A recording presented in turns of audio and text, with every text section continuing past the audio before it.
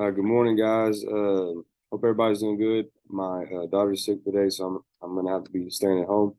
But I thought I'd show you guys some information on your review since we have that test tomorrow. The first part y'all gonna start with right here is the inequality stuff. So remember, you're still gonna to graph your y-intercept first, and then do your slope.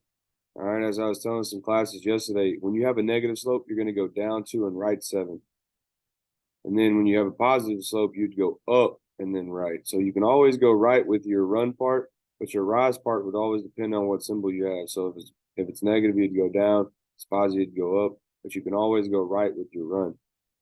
That way it helps it out a little bit easier to remember.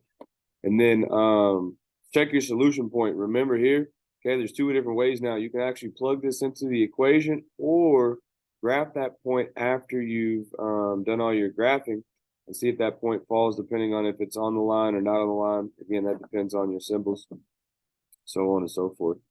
Okay, then the second part right here, you guys will have to solve these, okay, and then graph them and then do the same thing. So remember, circle, move, divide here, and then check your y. Like on number 3, I see my y is negative right here, so I'm gonna have to end up flipping the sign on my final step. All right. Then on problem number 5, okay, we haven't done these a lot, so I'll kind of walk you through it. It says graph x is greater than 3. So understand where x3 is, okay? I would find where my x3 line is, all right, is going to be a vertical line. And then any y line is going to be horizontal. And then your shading will be just depending on what it needs to be. All right, now the second page right here, okay, it says formulate an inequality that represents the relationship. So that just basically means making the equation. And I gave you a hint up here. I said find the y-intercept and find the slope, and then use the equation y equals mx plus b, but use your inequality symbols. All right.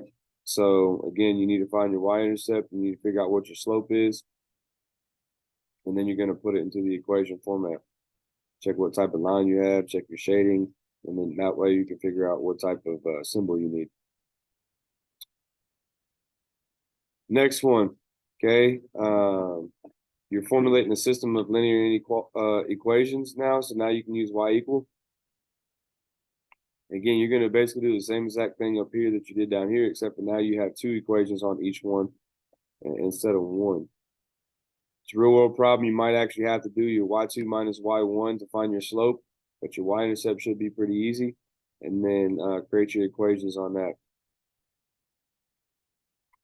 Then down here, okay, remember a system of equations right here. You got to solve them out before you can graph them.